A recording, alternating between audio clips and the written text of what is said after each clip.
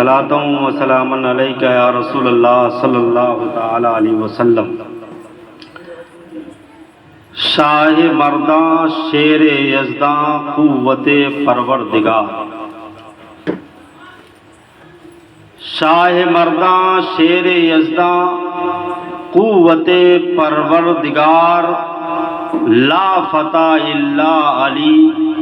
لا safe الا ذوالفقار، لا فتح الا علی لا safe الا ذوالفقار۔ اور ایک شاعر نے کہا تھا، میرے سینے کی دھڑکن ہے میرے آنکھوں کے تارے ہیں، میرے سینے کی دھڑکن ہے میرے آنکھوں کے تارے ہیں، سہارا بے سہاروں کے نبی کے وہ دلارے ہیں، سہارا بے سہاروں کے نبی کے وہ دلارے ہیں، فقط اپنا سمجھ کر تم انہیں تقسیم نہ کرنا،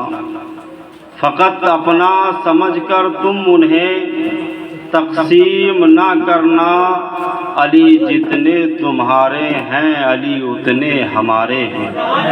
علی جتنے تمہارے ہیں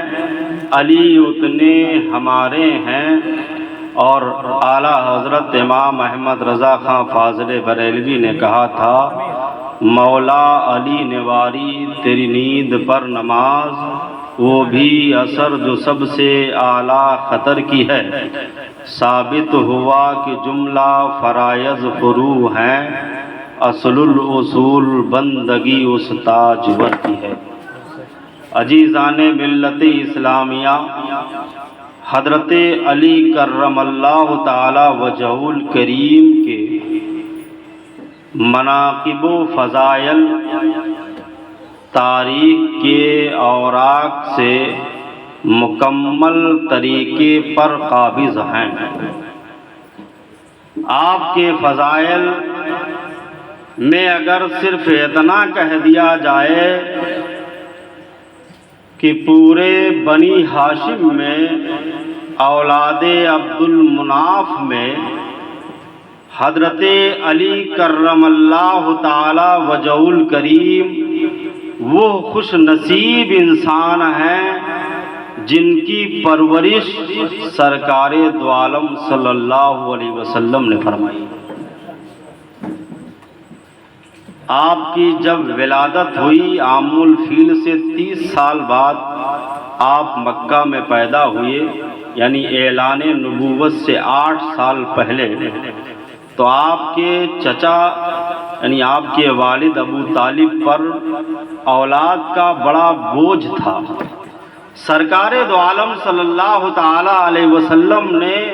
حضرت علی کرم اللہ تعالی وجہ الکریم کو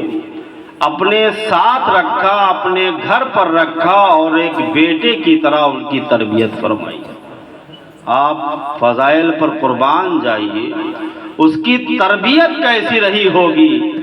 جس کی تربیت مربی کائنات نے کی ہوگی، تمام انبیاء کے سردار نے کی ہوگی۔ حضرت علی کرم اللہ تعالی وجہ الکریم کہ جب فضائل کی بات آئے تو فضائل میں ممتاز، جب بہادری اور شجاعت کی بات آئے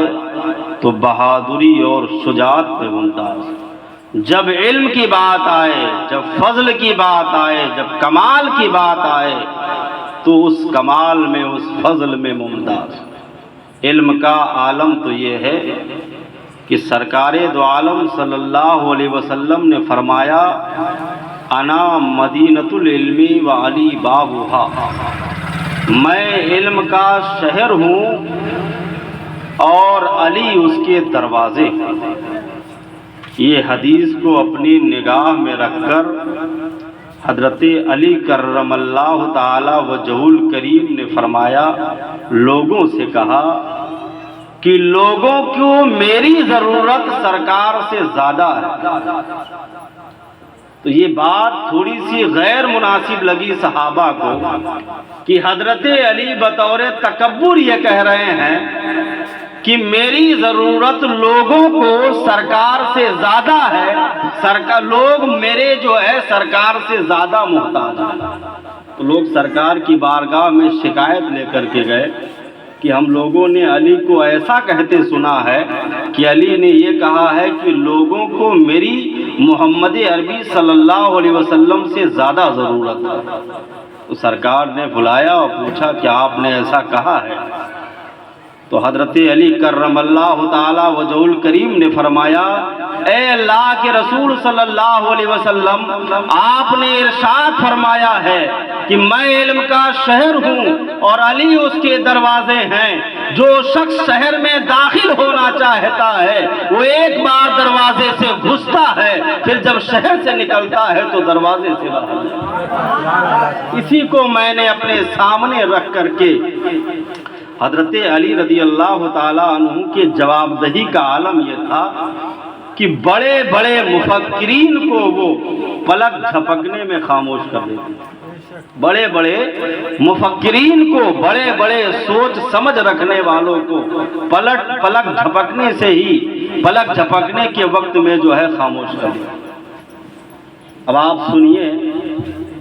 قرآن کریم کی آیت کریمہ ہے، ان اللہ علی کل شیء قدیر۔ کیا آیت کریمہ ہے؟ ان اللہ علی کل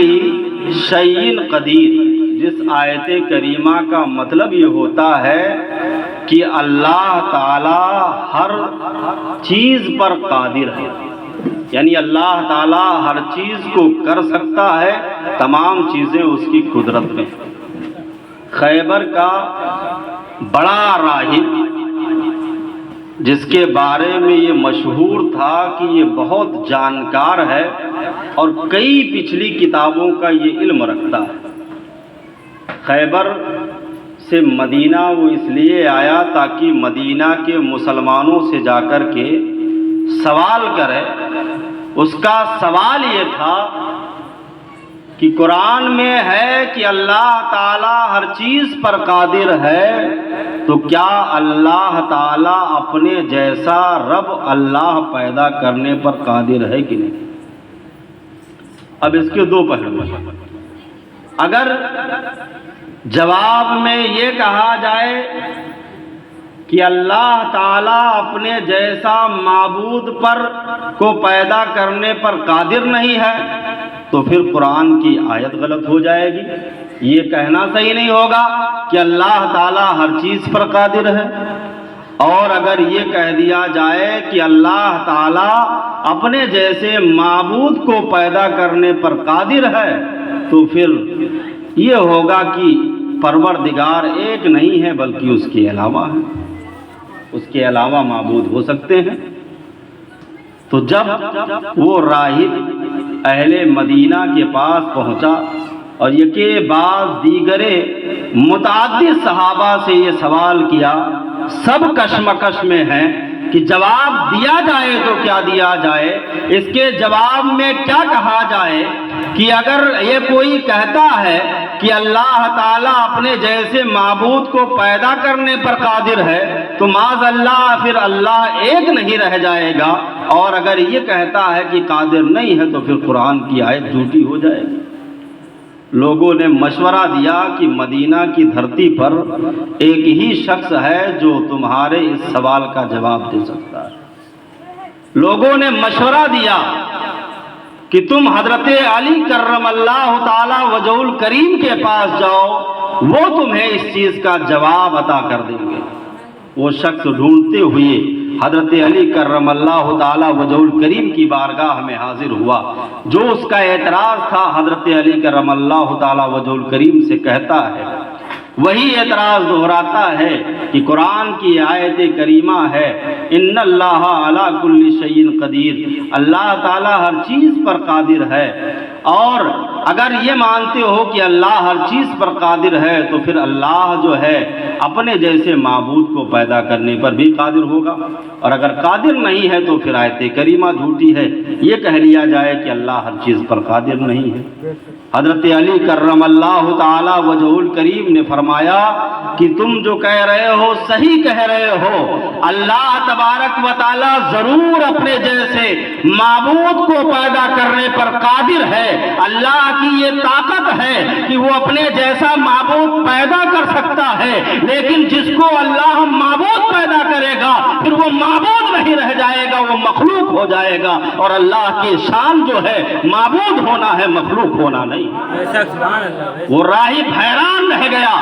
اتنے مشکل جوابات بھلا آپ کو کہاں سے آتے ہیں؟ فوراً آپ کے قدموں میں گر جاتا ہے اور کہتا ہے اگر آپ کا نام علی ہے تو میں آپ کے ہاتھ پر اپنا ہاتھ رکھ کر کے کلمہ طیبہ کی گواہی دیتا ہوں اور میں پڑھتا ہوں اشہد ان لا الہ الا اللہ واشہد ان محمدا عبدہ ورسولہ۔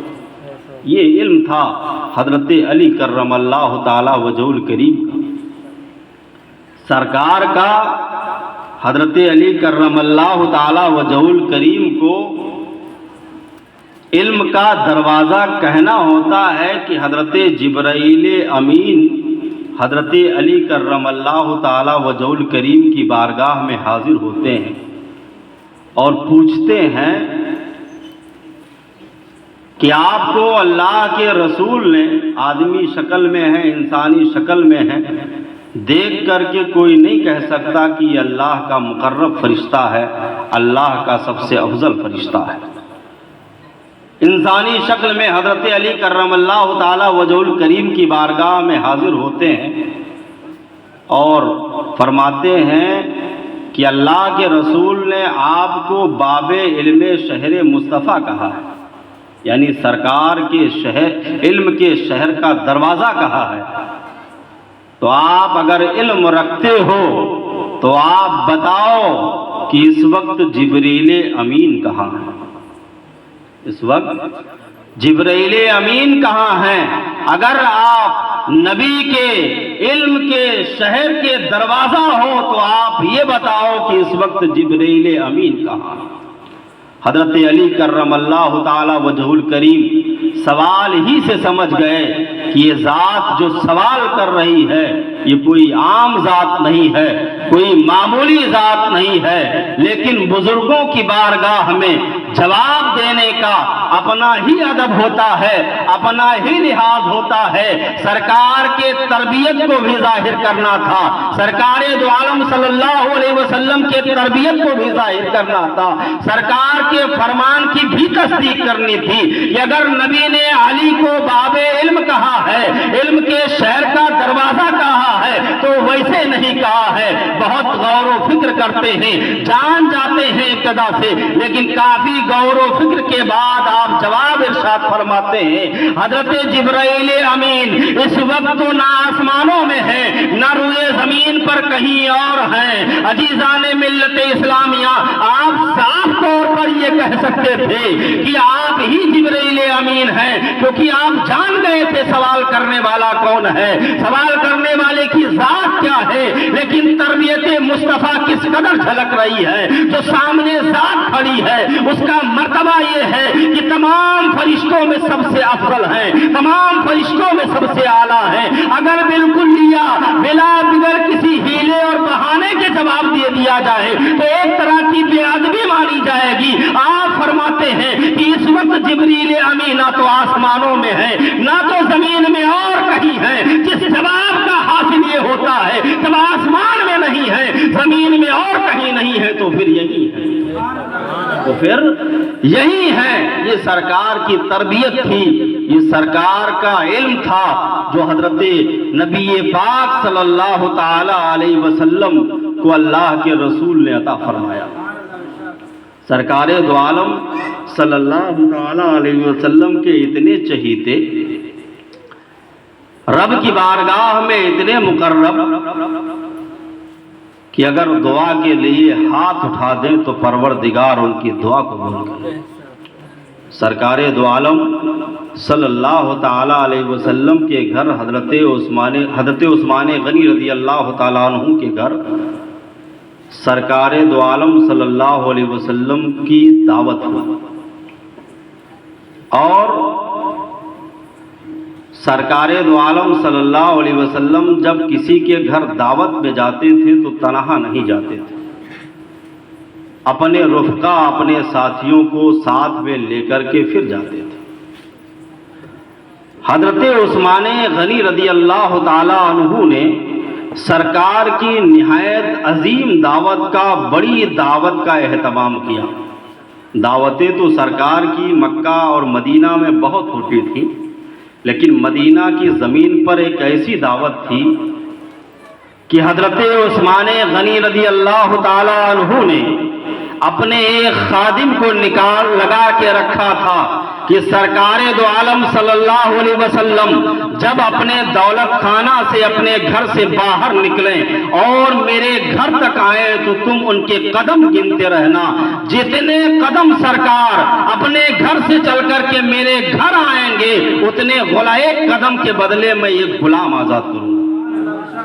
کیا عظیم دعوت تھی۔ حضرت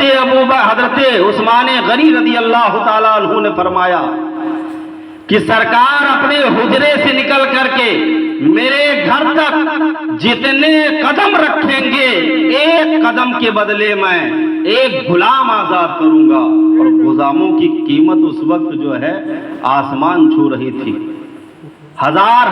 دراہم لگ جاتے تھے، دیناروں میں بکتے تھے۔ آپ سوچئے کہ مسجد نبوی سے کاشانہ حضرت عثمان غنی کتنا فاصلہ رہا ہوگا، سرکار نے کتنے قدم وہاں رکھے ہوں گے اور حضرت عثمان غنی نے کتنے غلام آزاد کیے ہوں گے، کتنے لاکھ دینار اللہ کے رسول کے قدموں کے صدقے میں حضرت عثمان غنی نے نچھاور کیے ہوں گے۔ یہ دعوت حضرت علی کرم اللہ تعالی وجہ الکریم بھی دیکھ رہے تھے۔ جب یہ دعوت دیکھتے ہیں تو آپ کو رشک پیدا ہوتا ہے کہ کاش میرے پاس بھی اتنی دولت ہوتی کہ میں بھی سرکار کی اسی طرح سے دعوت کرتا جس طرح سے حضرت عثمان غنی نے کیا ہے۔ اور آپ کے چہرے پر ملال آ گیا، کچھ رنجش ظاہر ہونے لگی، چونکہ آپ ایک طرح کے بہت بڑے تاجر نہیں تھے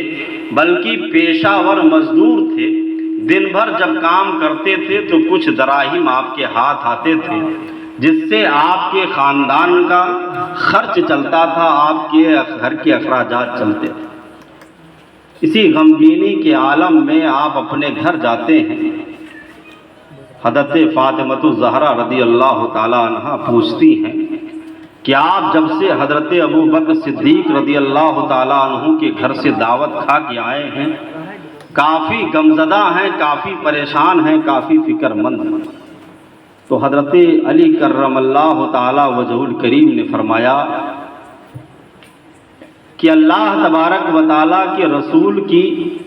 حضرت عثمان غنی نے دعوت کی تھی،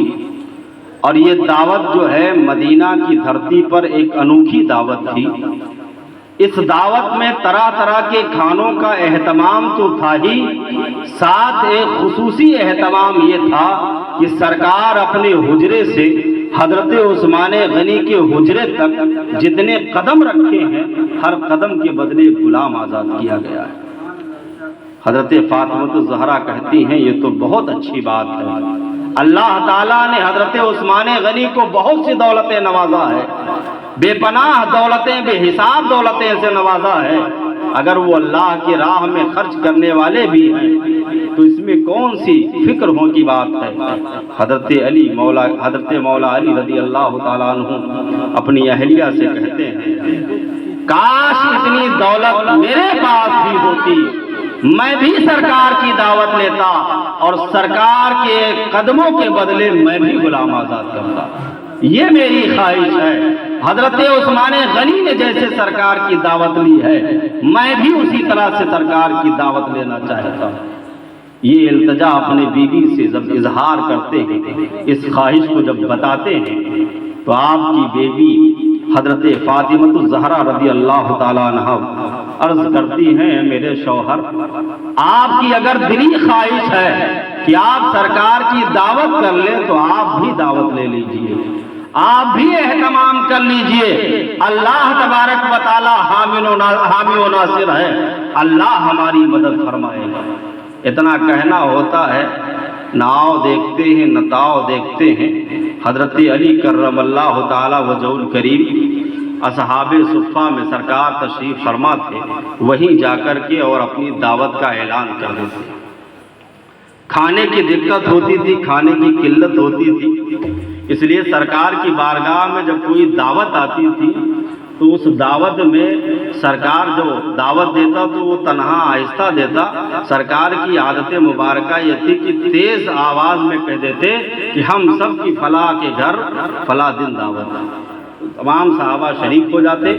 اور جو دعوت دینے آتا وہ بھی جان جاتا کہ سرکار تنہا تشریف نہیں لائیں گے بلکہ یہ صحابہ بھی ان کے ساتھ۔ یہ مدینہ کے فقراء صحابہ تھے، فقیر صحابہ تھے۔ حضرت علی کرم اللہ تعالی وجہ الکریم کچھ دینار اکٹھا کر کے اور سرکار دو عالم صلی اللہ علیہ وسلم کی بارگاہ میں دعوت دیے۔ سرکار کے پاس میں صحابہ کا مجمع تھا، سرکار نے اپنے عادت کے مطابق سب میں اعلان کر دیا۔ حضرت علی کرم اللہ تعالی وجہ الکریم سوچنے لگے، اتنی کم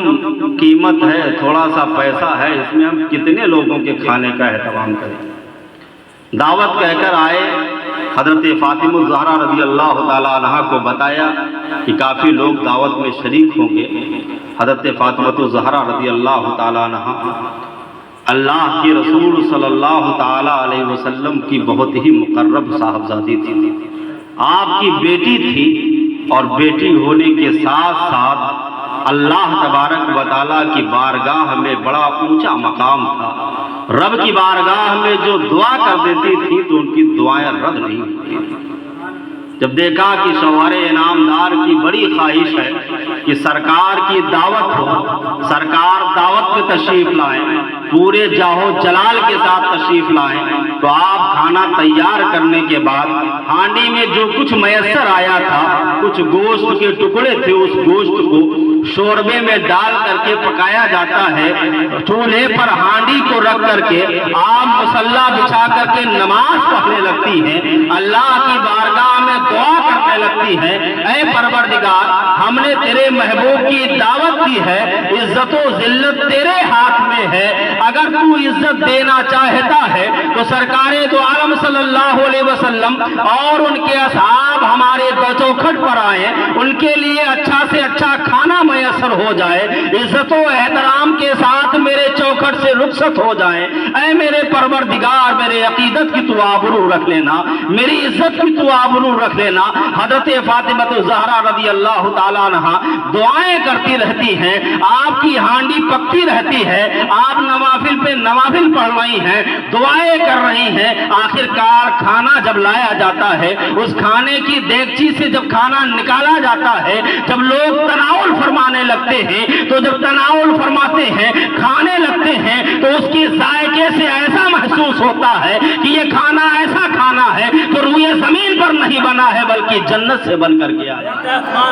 بلکہ جنت سے بن کر کے آیا ہے۔ سرکار نے اس بات کی تصدیق کرتے ہوئے ارشاد فرمایا کہ اے میرے صحابہ سنو سنو، یہ کھانا جو تم کھا رہے ہو اس کو میری بیٹی فاطمہ نے نہیں پکایا ہے بلکہ اس نے رب کی بارگاہ میں دعا کی ہے تو رب نے جنت سے یہ کھانا اتارا ہے۔ سنو سنو، میرے داماد کی خواہش یہ تھی کہ اس کی دعوت حضرت عثمان غنی کی دعوت کی جیسی ہو۔ حضرت عثمان غنی نے میرے ہر قدم کے بدلے میں ایک غلام آزاد کیا تھا، اس میری بیٹی نے دعا کی ہے، رب نے اس کی یہ بھی دعا قبول کر لی ہے کہ ہم لوگوں کے آنے کے قدم جتنے بھی راستے میں پڑے ہیں، اللہ تعالیٰ نے اتنے لوگوں کو، ایسے لوگوں کو جن پر جہنم واجب ہو چکی تھی، ان کو جہنم سے نکال دیا۔ عزیزان ملت اسلامیہ، جب ایک اللہ کا بندہ سچے دل سے رب کی بارگاہ میں لو لگا کر کے دعائیں کرتا ہے تو دعاؤں کا اثر اتنا ہوتا ہے کہ آدمی کے عقل اور وہم سے بہت ماورا ہوتا ہے۔ یہی ہے، انہی کی سیرت ہے کہ جن کی سیرت کو ہمیں اور آپ کو اپنانے کی ضرورت ہے۔ حضرت علی کرم اللہ تعالی وجہ الکریم کہ اگر بہادری پر گفتگو کی جائے، آپ کے بہادری پر اگر گفتگو کی جائے تو غزوہ احد کا موقع ہے۔ غزوہ احد میں ایک موقع ایسا آیا، یہ اسلام کی دوسری بڑی جنگ تھی، اور اس موقع پر حضرت علی کرم اللہ تعالی وجہ الکریم کی عمر ابھی 26 سال کی ہے۔ احد کے موقع پر ایک موقع پر ابتدا میں تو مسلمانوں کا بول بالا رہا، اور بیچ کے لمحے میں مسلمانوں کو کافروں نے، مشرکین مکہ نے گھیر لیا۔ احد ہو یا غزوہ تبوک ہو، ان سب میں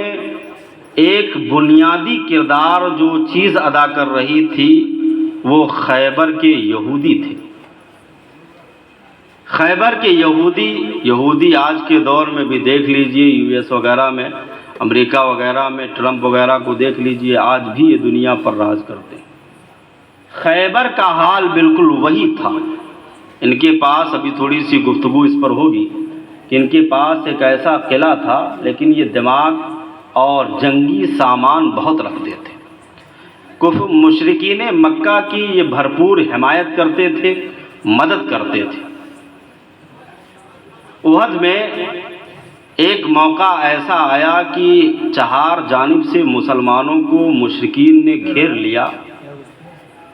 اور لوگوں ہر طرف سے تلوار اور تیر چل رہے تھے۔ لوگوں میں افواہ پھیل گئی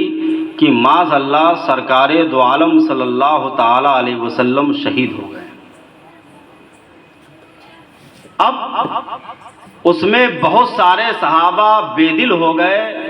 اور تلوار اس نیت سے پھینک دی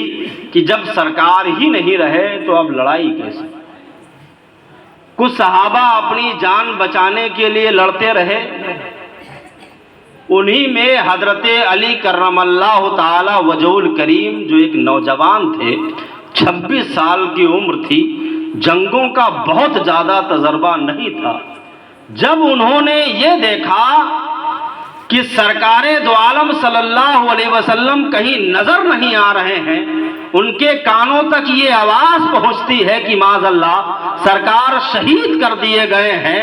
روایتیں گواہ ہیں کہ حضرت علی کرم اللہ تعالی وجہ الکریم نے اپنی میان سے تلوار اس قدر نکالی، اتنے بے باکانہ انداز میں کافروں مشرکوں کے بیچ میں گھس گئے اور تلواروں سے اس قدر کی گردنیں کاٹی کہ روایتیں گواہ ہیں جس طرف سے جاتے تھے ادھر کافروں کا صفایا ہو جاتا تھا۔ جب کافر مار دیے جاتے ہیں، پھر آپ اپنے چہرے سے، اپنی آنکھوں سے دیکھتے ہیں کہ سرکار آگے تشریف فرما ہے، سرکار آگے تشریف فرما ہے۔ عزیزان ملت اسلامیہ بڑھ کر کے سرکار کی ڈھال بن جاتے ہیں، اور سرکار دو عالم صلی اللہ علیہ وسلم کی دو شخصوں نے بڑی حفاظت کی تھی، ایک حضرت مولا علی ہے اور دوسرے حضرت سعد بن ابی وقاص رضی اللہ عنہ۔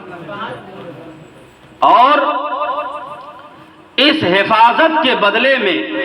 اللہ کے رسول صلی اللہ تعالی علیہ وسلم نے انہیں بے پناہ دعاؤں سے نوازا تھا۔ بہادری اور جرات کا عالم یہ تھا کہ عمر ابن عبد عد یہ مشرکین مکہ میں سے تھا، اور اس کے بارے میں کہا جاتا ہے کہ یہ 1000 لوگوں پر تنہا بھاری ہوتا تھا۔ اسی احد کے میدان میں اپنی تلوار کو بے نیام کیے ہوئے عمر ابن عبد عد نکلتا ہے اور سرکار دو عالم صلی اللہ علیہ وسلم سے للکار کے کہتا ہے، کیا اہل مدینہ میں کوئی شخص ہے جو میرا مقابلہ کرے؟ حضرت علی کرم اللہ تعالی وجہ الکریم کھڑے ہوتے ہیں، سرکار دو عالم صلی اللہ تعالی علیہ وسلم انہیں بیٹھا دیتے ہیں۔ پھر وہ پکارتا ہے کہ اے خاک نشینوں، مسلمانوں پر طرح طرح کے طعنے کستا ہے اور کہتا ہے کیا تمہارے میں کوئی بھی بہادر نہیں ہے، تم میں کوئی بہادر نہیں ہے جو مجھ سے مقابلہ کر سکے۔ دوسری بار بھی حضرت علی کرم اللہ تعالی وجہ الکریم کھڑے ہوتے ہیں، سرکار یہ سوچ کر کے بیٹھا دیتے ہیں کہ ابھی 26 سال کی عمر ہے، جنگوں کا بہت بڑا تجربہ نہیں ہے۔ جنگ اور عمر ابن عبد ود یہ یہودیوں کی طرف سے لڑتا تھا، بہت بڑا لڑاکو اور جنگجو تھا۔ اس زمانے میں جو جنگیں ہوتی تھیں، آپ آگے بھی سنو گے کہ پورے جسم میں زرہیں پہنے ہوتے تھے۔ زرہ یہ لوہے کا کپڑے کی طرح ہوتا تھا جو پورے جسم پر ہوتا تھا، یعنی ایسی جگہ پر وار کرنا جس سے آدمی مر جائے یہ ممکن نہیں تھا۔ سر پر جو ہوتا تھا وہ توق ہوتا تھا، اور جسم پر جو ہے زرہ ہوتی تھی۔ گردن کا کچھ ہی حصہ جو ہے تھوڑا سا خالی ہوتا تھا،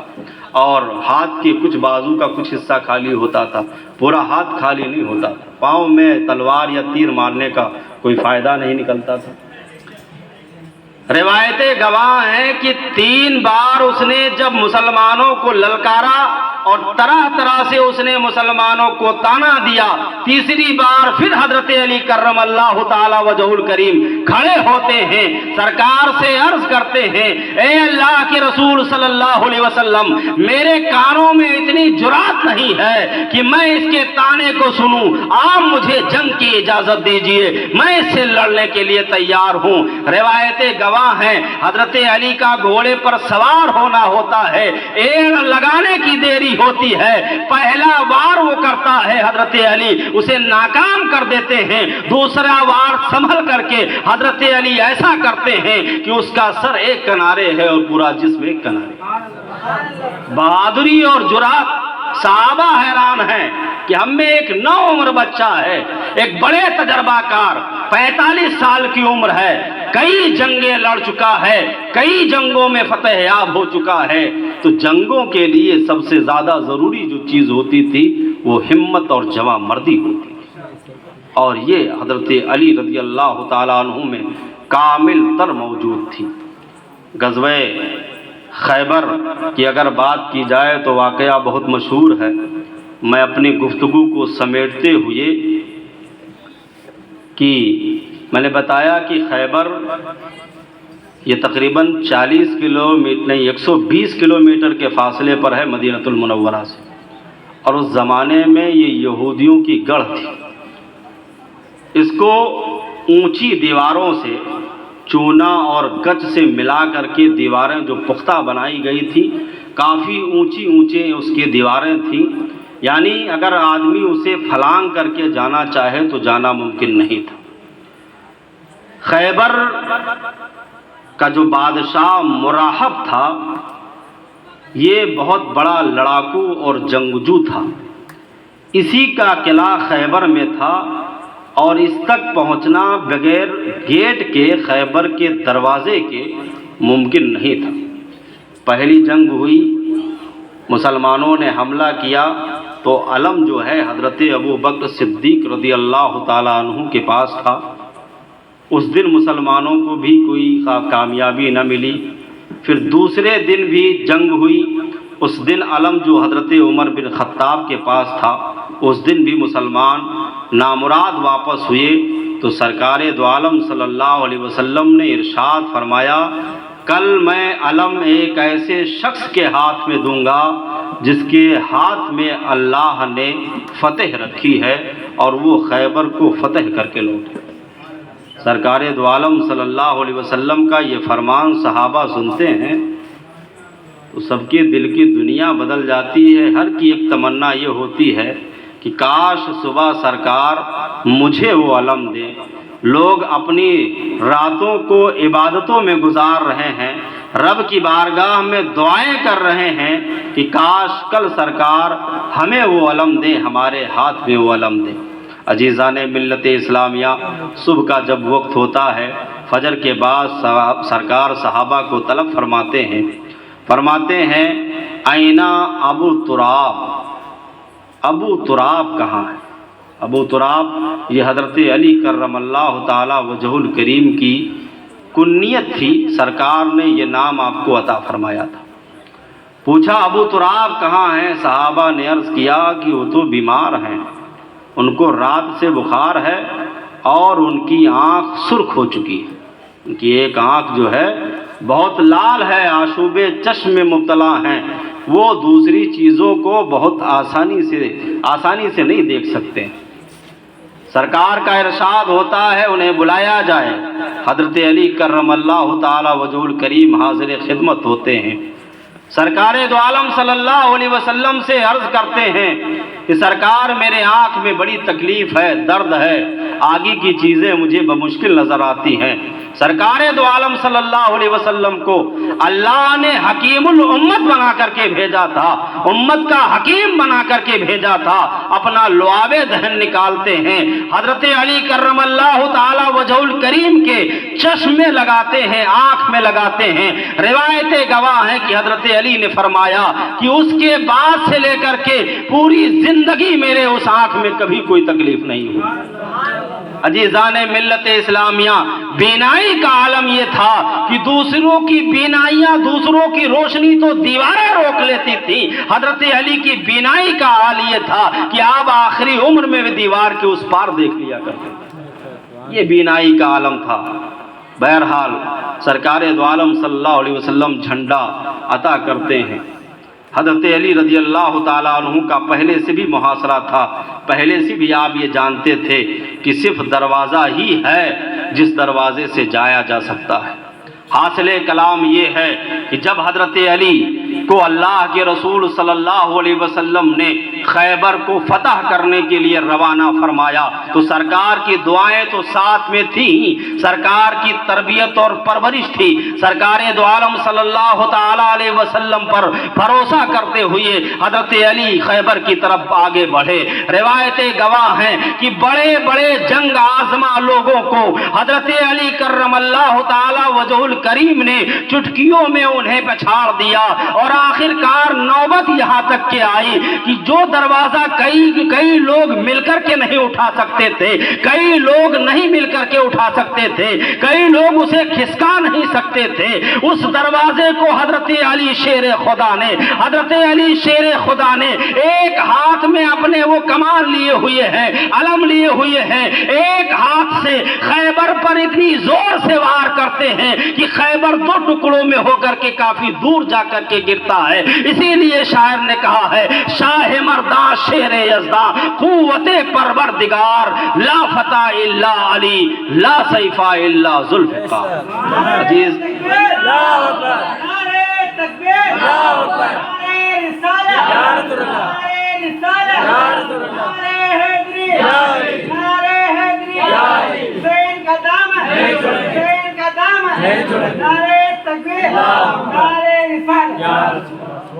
فضائل کا بیان ہوتا رہے گا۔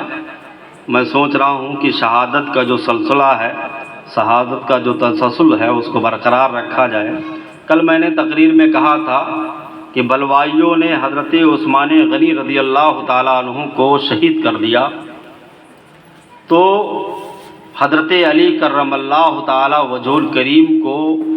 جب خبر ملی کہ حضرت عثمان غنی شہید کر دیے گئے ہیں تو آپ کو بہت غصہ آیا، اور غصہ اتنا زیادہ آیا کہ آپ نے اپنے صاحبزادوں کو جھاپڑ اور گھوسے سے مارا کہ تمہارے ہوتے ہوئے امیر المومنین کیسے شہید کر دیے گئے۔ اس کے بعد حضرت علی کرم اللہ تعالی وجہ الکریم محمد ابن ابو بکر جن دو بلوائیوں کے ساتھ حضرت عثمان غنی کے گھر میں داخل ہوئے تھے، ان کو بلایا اور ان سے کہا کہ تمہاری کون سی غرض اتنی بڑی متعلق تھی کہ تم حضرت عثمان غنی کو شہید کرنے کے لیے ان کے گھر میں داخل ہو گئے۔ تو محمد بن ابو بکر نے کہا کہ اے امیر المومنین، میں ضرور حضرت عثمان غنی کو شہید کرنے کے ارادے سے گیا تھا، لیکن جب میں نے ان کی داڑھی پکڑی تھی تو انہوں نے مجھ سے کہا تھا کہ اگر تمہارے باپ ابو بکر باحیات ہوتے اور دیکھ لیتے تو تمہیں اسی وقت قتل کر دیتے۔ میرے دل کی دنیا بدل گئی اور میں اپنے ارادے سے توبہ کر لیا، میں واپس ہو گیا تھا۔ خدا کی قسم کھا کر کہتا ہوں میں نے ان پر کوئی وار نہیں کیا۔ یہ کام جو تھا ان دو بلوائیوں کا تھا۔ وہ اپنی برات کا اظہار کرتے ہیں، توبہ کرتے ہیں۔ بالآخر حضرت علی کرم اللہ تعالی وجہ الکریم 36 ہجری کی انتہا ہے اور آپ اہل مدینہ کے سامنے اپنے بیعت کا اعلان کرتے ہیں اور خلیفۃ المسلمین کے طور پر مدینہ کے دارالخلافہ پر آپ تشریف رکھتے ہیں۔ اہل مدینہ میں تمام لوگوں نے آ کر کے آپ کے ہاتھ پر بیعت کیا سوائے حضرت زبیر اور حضرت طلحہ رضی اللہ تعالی عنہما کے۔ یہ دو صحابی تھے جو عشرۃ المبشرہ میں سے تھے۔ ان دو حضرات نے حضرت علی کرم اللہ تعالی وجہ الکریم کے ہاتھ پر بیعت نہ کی تھی، بلکہ یہ دونوں حضرات اور حضرت عائشہ صدیقہ رضی اللہ تعالی عنہا شام کی طرف روانہ ہو گئیں تاکہ جائیں اور حضرت عثمان غنی کے قتل کے بدلے کا مطالبہ کریں، قصاص کا مطالبہ۔ کسی عام شخص کی شہید نہیں ہوا تھا، امیر المومنین وقت کا سب سے بڑا رہنما اور رہبر شہید ہوا تھا، تو صحابہ کی یہ ذمہ داری تھی۔ میں نے آیت کریمہ کی تلاوت کی تھی، اس سے دیکھیے واقعات اپنی جگہ مسلم ہیں، تاریخ کی جو حقانیت ہے وہ میں آپ کے سامنے بیان کرنے کی کوشش کر رہا ہوں۔ اس میں پہلی جو سب سے ضروری چیز ہے وہ اسلام یہ ہے کہ تمام صحابہ کے ساتھ اہل بیت سے محبت کرنا، تمام صحابہ کے ساتھ اہل بیت سے محبت کرنا۔ اگر صرف اہل بیت سے محبت ہو جائے یا صرف صحابہ سے محبت ہو جائے تو آپ مذہب اہل سنت سے نکل چکے۔ اس لیے کسی صحابی کے بارے میں اپنا خیال، اپنی رائے مت قائم کیجیے، یہاں پر انہوں نے غلط کیا، یہاں پر انہوں نے غلط کیا۔ حضرت عثمان غنی رضی اللہ تعالی عنہ ہوں یا جملہ صحابہ ہوں، اللہ کی صریح آیت کریمہ سورہ اما پارہ میں پڑھیے گا آپ، اس میں لکھا ہوا ہے رضی اللہ عنہم ورضوا عنہ۔ صحابہ کی شان یہ ہے کہ اللہ ان سے راضی ہے، وہ اللہ سے راضی ہیں۔ اعد لہم جنات، اللہ نے ان کے لیے جنت تیار کر دی ہے، خالدین فیہا ابدا، جس میں وہ ہمیشہ ہمیش رہیں گے، جس کے نیچے نہریں جاری ہیں، جس میں وہ ہمیشہ ہمیش رہیں گے۔ سرکار نے فرمایا کہ میرے صحابہ جو ہیں سب کے سب ہدایت یافتہ ہیں، سب کے سب ہدایت یافتہ ہیں۔ سرکار صحابی کہتے کس کو ہیں؟ صحابی کرام کہتے ہیں اس ذات بابرکت کو، اس مقدس ذات کو جس نے ایمان کی نگاہ سے صرف ایک بار نبی کو دیکھ لیا، صرف ایک بار نبی کو دیکھ لے۔ اگر اس نے ایک بار نبی کو دیکھ لیا ہے تو اب دنیا کا کوئی عمل اسے نقصان نہیں دے سکتا ہے۔ یہ اللہ نے ان کے چہرے میں ایسی تاثیر رکھی۔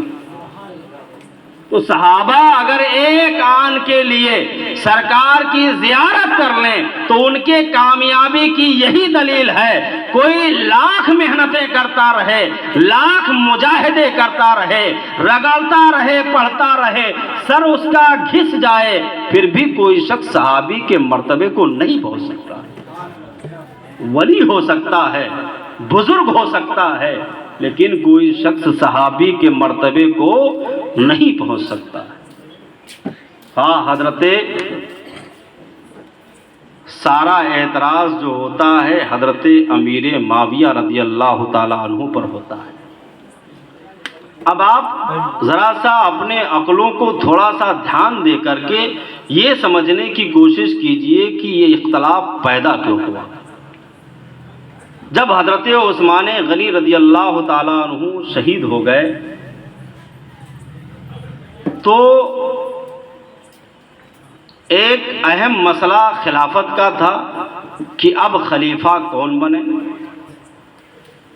تو اس میں کوئی شک نہیں ہے، تمام اہل مدینہ نے حضرت علی کرم اللہ تعالی وجہ الکریم کو اپنا خلیفہ تسلیم کر لیا، مان لیا۔ دوسرا اہم مسئلہ یہ تھا کہ حضرت عثمان غنی کے شہادت کا قصاص لیا جائے، ان کے قتل کا بدلہ لیا جائے۔ اور اس کام کے لیے عشرۃ المبشرہ میں سے حضرت زبیر رضی اللہ تعالیٰ عنہ، حضرت طلحہ رضی اللہ تعالیٰ عنہ اور حضرت عائشہ رضی اللہ تعالیٰ عنہ،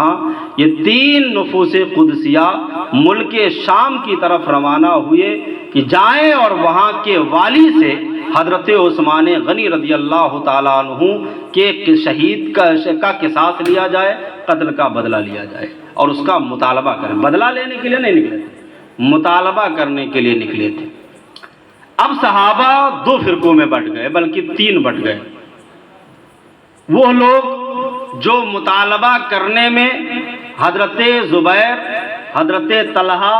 اور حضرت صدیقہ رضی اللہ تعالیٰ عنہ کے ساتھ ہوئے، وہ صحابہ جو حضرت علی کرم اللہ تعالیٰ وجہ الکریم کے ساتھ ہوئے، اور تیسرے وہ صحابہ جنہوں نے نہ تو حضرت علی رضی اللہ تعالیٰ عنہ کا ساتھ دیا، نہ ان تینوں صحابہ کا ساتھ دیا، بلکہ وہ اپنے کاموں میں مشغول رہے۔ تو اس طرح سے امت جس اختلاف میں پڑی وہ تین فرقوں میں بٹ گیا۔ تیسرے وہ لوگ تھے جن کا دونوں سے کوئی سروکار نہیں تھا۔ اب حضرت علی کے ساتھ والے ہوں یا حضرت عائشہ اور حضرت زبیر اور طلحہ کے ساتھ والوں ہوں، سب نے اپنے اعتبار سے، مسلمان جو تھے اپنے اعتبار سے انہوں نے یعنی مجتہد کیا، اجتہاد کیا، سوچا، غور و فکر کیا، ان کی نظر میں جو حق پر آیا اس کے ساتھ انہوں نے دیا۔ نہ وہ ناحق پر وہ ہیں جنہوں نے حضرت فاطمہ، حضرت عائشہ رضی اللہ تعالیٰ عنہ کا اور حضرت طلحہ اور زبیر کا ساتھ دیا، اور نہ ہی ایسا ہے کہ وہ لوگ بھی ناحق نہیں ہیں جنہوں نے حضرت علی کرم اللہ تعالیٰ وجہ الکریم کا ساتھ دیا، بلکہ معاملات اس قدر مشتبہ تھے، اس قدر پوشیدہ تھے کہ اس میں کوئی چیز ابھی تک یہ کھل کر واضح نہیں ہوا تھا کہ حضرت عثمان غنی رضی اللہ تعالیٰ عنہ کے شہادت کی سازش تھی کس کی،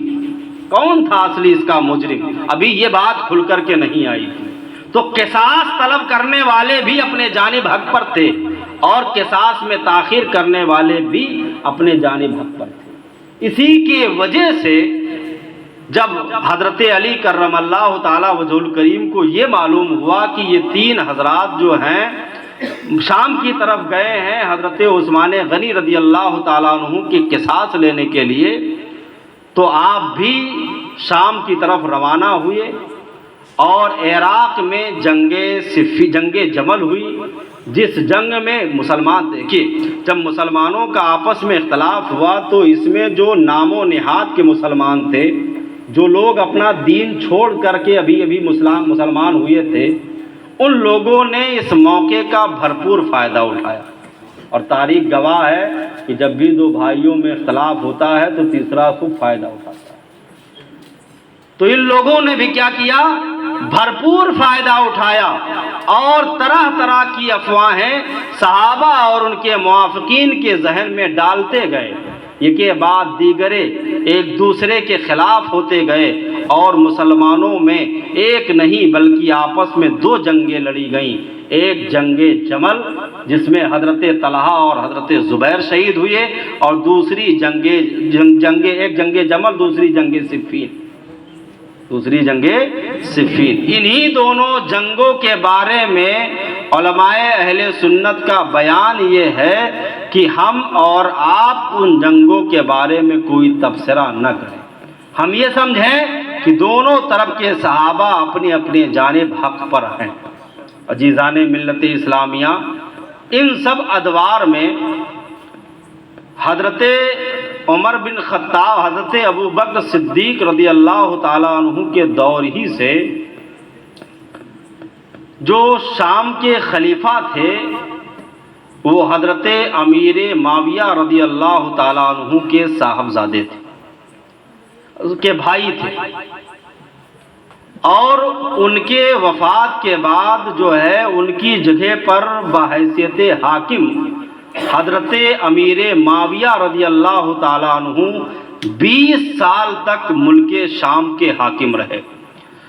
جس کی وجہ سے ملک شام کے لوگوں میں ان کی اچھی خاصی گرفت ہو گئی، اچھی خاصی پکڑ ہو گئی۔ اور حضرت علی کرم اللہ تعالی وجہ الکریم مدینۃ المنورہ سے آپ کوفہ چلے گئے اور اپنا دارالخلافہ کوفہ میں بنایا۔ اب حضرت امیر معاویہ جو بحیثیت حاکم تھے، اہل شام کے ورغلانے سے آپ اپنے آپ کو حضرت علی کرم اللہ تعالی وجہ الکریم کے خلاف جا کر کے آپ نے خلافت کا دعویٰ کر دیا۔ حضرت علی کرم اللہ تعالی وجہ الکریم کو جب پتہ چلا تو حضرت علی کرم اللہ تعالی وجہ الکریم نے ان کی طرف فوجیں روانہ کی،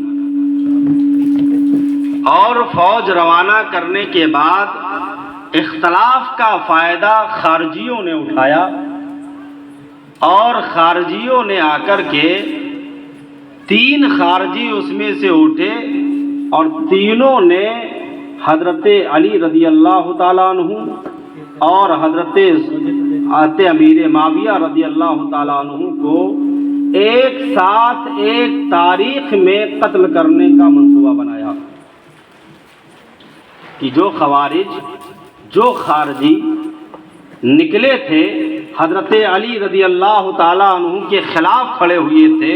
اور انہوں نے کہہ دیا تھا لا حکم الا اللہ، یعنی ہم حضرت علی کی خلافت کو نہیں مانتے ہیں اور حکم صرف اللہ کا نافذ ہوگا۔ ان میں سے 3 ایسے شخص نکلے جنہوں نے حضرت علی کرم اللہ تعالی وجہ الکریم اور حضرت امیر معاویہ دونوں حضرات کو ایک ساتھ شہید کرنے کا ارادہ بنا لیا، اور یہ شہادت کا ارادہ بنا کر کے یہ لوگ اپنے منصوبے میں نکلے۔ حضرت مولا علی کرم اللہ تعالی وجہ الکریم 36 ہجری میں مسند خلافت پر بیٹھے، اور 40 ہجری رمضان کا مہینہ تھا، غالباً 17 رمضان کی بات تھی۔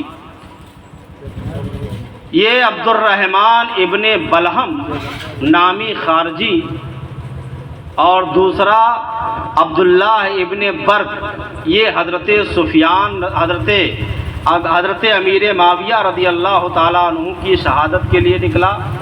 اور عبد الرحمن ابن بلہم حضرت علی کرم اللہ تعالیٰ وجہ الکریم کی شہادت کے لیے نکلا، اور کہا کہ شہید کر کے لوٹیں گے اور دونوں کو ایک تاریخ میں شہید کریں گے۔ یہ اختلاف تھا کہ بظاہر تو یہ لگ رہا تھا کہ مسلمانوں کا اختلاف ہے، لیکن اس میں جو نام نہاد کے لوگ تھے وہ اس اختلاف کا بھرپور فائدہ اٹھا رہے۔ یہ عبد الرحمن ابن بلہم کوفہ پہنچتا ہے، اور کوفہ میں جو اس کے خوارج تھے، ایک روایت میں تو یہ آتا ہے کہ اس نے کوفہ پہنچ کر ایک عورت سے نکاح کیا تھا، اور اس کے مہر میں 3000 دینار کے ساتھ ساتھ حضرت علی رضی اللہ تعالیٰ عنہ کے قتل کو بھی رکھا تھا۔ ایک شاعر نے، فرزدق نامی شاعر نے کہا تھا کہ یہ عرب میں پہلا آدمی ایسا تھا جس نے اپنے مہر میں کسی شخص کے خون کو رکھا تھا، اور یہ عبد الرحمن ابن بلہم خارجی تھا جس نے حضرت علی کرم اللہ تعالی وجہ الکریم کے قتل کو، شہادت کو اپنے بیوی کے لیے بطور مہر رکھا تھا۔ بہرحال حضرت علی کرم اللہ تعالی وجہ الکریم کوفہ میں بڑی شان کی زندگی گزارتے تھے، اللہ تبارک و تعالیٰ کی یاد میں مشغول رہا کرتے تھے۔ آپ کی یہ عادت طیبہ تھی کہ فجر سے کافی پہلے اٹھ جاتے تھے اور کوفہ کی گلیوں میں ٹہلتے تھے، ٹہل کر کے لوگوں کو الصلاۃ الصلاۃ کے نعرے سے لوگوں کو بیدار کرتے تھے، لوگوں کو نماز کی طرف بلاتے تھے۔ آپ 17 رمضان کی صبح بھی آپ بیدار ہوتے ہیں، اور بیدار ہونے کے بعد اسی 16 رمضان کی بات ہے کہ حضرت مولا علی نے اپنے بیٹے حضرت امام حسن کو بلایا تھا اور بہت ساری نصیحتیں کی تھیں۔ بہت ساری اللہ والے جو ہوتے ہیں ان کو اپنے موت کی خبر ہوتی ہے، اپنے شہادت کی خبر ہوتی ہے۔ بہت سی نصیحتیں کی تھیں اور یہ کہا تھا کہ میری ان نصیحتوں کو تم اچھی طرح سے یاد رکھنا۔ عزیزان ملت اسلامیہ، 17 رمضان کی صبح عبد الرحمن ابن بلہم اپنے فاسد ارادے سے تلوار کو ہاتھ میں لیے ہوئے جس وقت حضرت علی رضی اللہ تعالیٰ عنہ لوگوں کو نماز کی دعوت دے رہے تھے، لوگوں کو نماز کی طرف بلا رہے تھے، لوگوں کو بیدار کر رہے تھے، اچانک اندھیرے میں آپ کے سامنے ظاہر ہوتا ہے، بغیر کچھ بولے ہوئے ایسا وار کرتا ہے کہ وہ تلوار جو ہے آپ کے کنپٹی پر لگتی ہے اور سیدھا نیچے سرایت کراتی ہے، آپ زمین پر فوری طور پر گرتے ہیں اور وہیں پر روح آپ کی قبضے انصری سے پرواز کر جاتی ہے۔ اللہ تبارک و تعالیٰ کا شعر، پروردگار کا یہ شعر اس خاکدانی گیتی سے 40 ہجری اور 17 محرم الحرام کو اس خاکدانی گیتی سے رخصت ہو جاتا ہے۔ انا للہ و انا الیہ راجعون۔ آپ کی شہادت جو ہے اس قدر لوگوں میں پھیل گئی، لوگ ذوق در ذوق اکٹھا ہو گئے کہ بھلا کوفہ میں کون ایسا شخص پیدا ہو گیا جو حضرت علی رضی اللہ تعالیٰ عنہ کو شہید کر دیا۔ اور اس شہادت کا وبال جو ہے پورے اہل کوفہ میں پھیلا، اور اس کے بعد جو ہے خارجی جو ہیں یہ بالکل بے قابو ہو گئے اور انہوں نے معاذ اللہ حضرت علی کرم اللہ تعالی وجہ الکریم کی لاش کے ساتھ، آپ کے تربت کے ساتھ جو ہے بے حرمتی کرنی چاہیے۔ یہی وجہ ہے بہت سارے لوگ جو ہے کئی بار پوچھے ہیں کہ حضرت علی کرم اللہ تعالی وجہ الکریم کا مزار کہاں ہے؟ تو حضرت علی کرم اللہ تعالی وجہ الکریم کی جب شہادت ہو جاتی ہے تو خارجی ولولہ جو تھا، خارجیوں کا جوش جو تھا وہ بھی ٹھنڈا نہیں ہوا تھا، کیونکہ جس خارجی عبد الرحمن ابن بلہم نے حضرت علی رضی اللہ تعالیٰ عنہ کو شہید کیا تھا،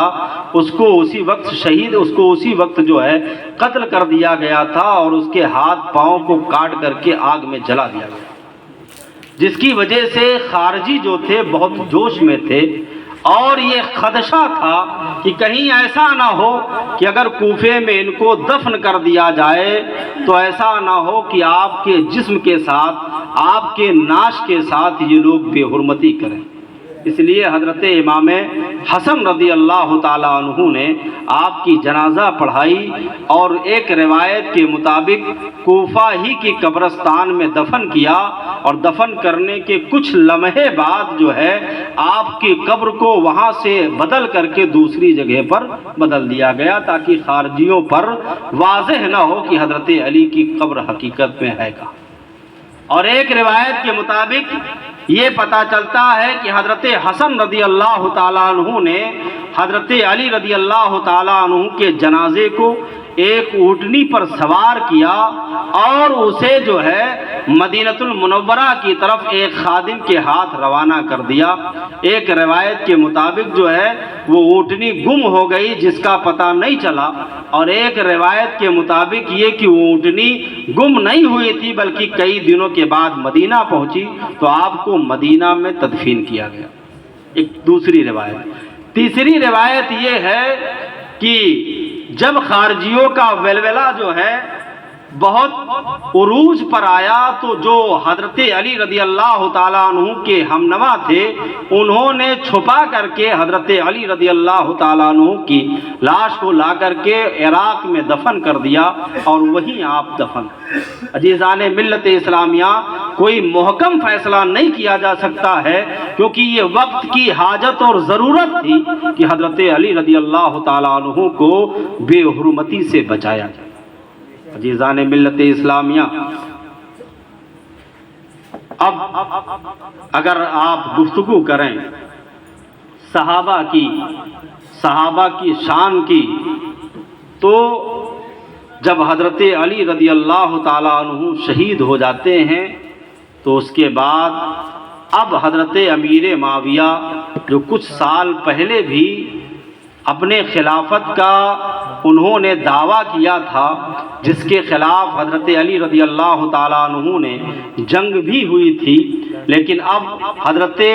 امیر معاویہ رضی اللہ تعالیٰ عنہ مکمل طریقے سے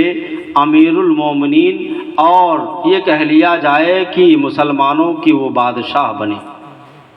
حضرت حسن رضی اللہ تعالیٰ عنہ جو آپ کے صاحبزادے تھے، آپ کی شہید ہونے کے بعد آپ اپنے والد محترم حضرت علی کرم اللہ تعالیٰ وجہ الکریم کی جگہ پر بیٹھے۔ اہل کوفہ نے جوق در جوق آ کر آپ کے ہاتھ پر بیعت کی۔ 6 مہینے تک حضرت امام حسن رضی اللہ تعالیٰ عنہ خلیفہ رہے،